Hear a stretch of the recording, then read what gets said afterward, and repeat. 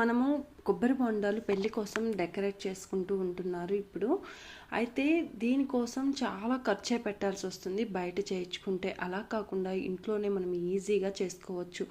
In case మీ దగ్గర green colour లేకపోతే yellow and blue కలిపితే మనకి గ్రీన్ కలర్ అయితే వచ్చేస్తుంది. నా దగ్గర అయితే గ్రీన్ కలర్ ఉంది, సో నేను గ్రీన్ కలర్తో కొబ్బరి బొండం మొత్తం కూడా పెయింట్ చేసేసుకున్నాను. ఇలా మొత్తం పెయింట్ చేసుకున్న తర్వాత ఒక 2 అవర్స్ మనం దాన్ని లీవ్ చేయాలి. అప్పుడు అది మొత్తం డ్రై అయిపోతుంది. ఇలా డ్రై అయిన తర్వాత మీరు కొబ్బరి బొండం షేప్ చూసుకోండి. ఎటువైపు ఫ్లాట్గా ఉంది, ఎటువైపు ఎత్తుగా అనిపిస్తుంది అనేది. ఫ్లాట్గా ఉన్న సైడ్ మనం ఏదైతే డిజైన్ అనుకుంటున్నామో ఆ డిజైన్ అయితే ప్యాటర్న్ గీసుకోవాల్సి ఉంటుంది. నేను ఇక్కడ హార్ట్ షేప్ అయితే డ్రా చేసుకున్నాను. హార్ట్ షేప్ డ్రా చేసుకున్న తర్వాత నేను ఇక్కడ నా డిజైన్కి తగినట్టు కలర్ అయితే చూజ్ చేసుకున్నాను. ఇన్ కేస్ మీకు ఎనీ కస్టమైజ్డ్ కలర్స్ ఉంటే ఆ కలర్స్ని ప్రిఫర్ చేసుకోండి.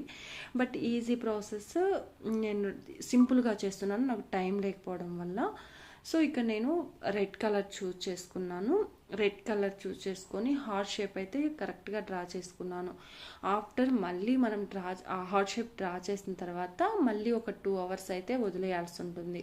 ఇది నార్మల్ ఫ్యాబ్రిక్ కలర్స్ అయితే. ఇన్ కేస్ మనము హోమ్ కలర్స్ అంటే ఎసెంట్ పెయింట్స్ ఇట్లా ఉంటాయి కదా, అవైతే మాత్రం ఈజీగా 24 అవర్స్ అయితే మనం డ్రై చేయాల్సి ఉంటుంది, వదిలేయాల్సి ఉంటుంది. ఇలా డ్రై అయిన తర్వాత నేను ఇక్కడ స్టోన్ చైన్ అలాగే బాల్ చైన్ అయితే యూజ్ చేస్తున్నాను ఈ కొబ్బరి బొండం డెకరేషన్కి. మొత్తం మనం ఫెవికాల్ పెట్టేసి ప్రాపర్గా సెట్ చేసుకొని మనం ఏదైతే షేప్ డ్రా చేసుకున్నామో దానికి తగినట్టుగా మనం చైన్ అయితే ఇవ్వాల్సి ఉంటుంది. కొంచెం అటు ఇటు అయినా మనకి షేప్ అయితే అవుట్ అయిపోతుంది. సో కేర్ఫుల్గా ఆ డ్రాయింగ్ ఏమైతే మనం చైన్ అరేంజ్ చేస్తున్నామో అది చేసుకోవాల్సి ఉంటుంది. ఈ ప్రాసెస్ అంతా అయిపోయిన తర్వాత ఈ మిడిల్లో నేమ్స్ అయితే నేను చూపించలేకపోయాను. నాకు టైం అంత లేకపోవడం వల్ల నేను త్వరగా రాసేసుకొని చేయాల్సి వచ్చింది. మీరు కూడా ఇదే విధంగా ముందే రాసుకోండి, అప్పుడు మనకి ఈజీగా ఉంటుంది. నేమ్స్ అనేవి డిస్టర్బ్ అవ్వవు. అలా రాసుకున్న తర్వాత నేను మిడిల్లో లాస్ట్లో ఇస్తున్నాను వెడ్స్ అని చెప్పేసి సింపుల్గా పెయింట్తో వేసేస్తున్నాను. 2 స్టోన్ అయితే మొత్తం కలిసిపోయినట్టు ఉంటుంది. ఇలా వైట్ పెయింట్ అవ్వడం వల్ల హైలైట్ అయింది ఆ చిన్న వర్డ్ అయినా సరే.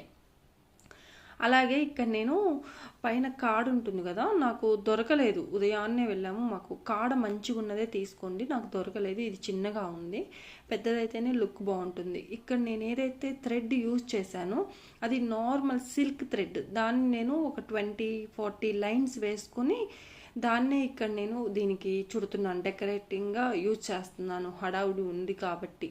ఇన్ కేస్ మన దగ్గర మీకు టైం ఉంటే చక్కగా దీనికోసం కూడా మీరు స్పెషల్గా తీసుకోవచ్చు అనమాట. నా దగ్గర ఉన్న వాటితోనే నేను ఇదంతా చేసేస్తున్నాను. మీకు అవైలబిలిటీని బట్టి మీరు చేసుకోవచ్చు. ఏం లేకపోయినా మన దగ్గర ఉన్న వాటితో ఎలా చేసుకోవాలన్నదే ఇది. నేను తర్వాత పైన ప్లెయిన్గా ఉంది కాబట్టి ఇక్కడ కూడా నేను డ్రా చేసేసుకొని ఒక ఫ్లవర్ షేప్ని అయితే ఇచ్చేసుకున్నాను.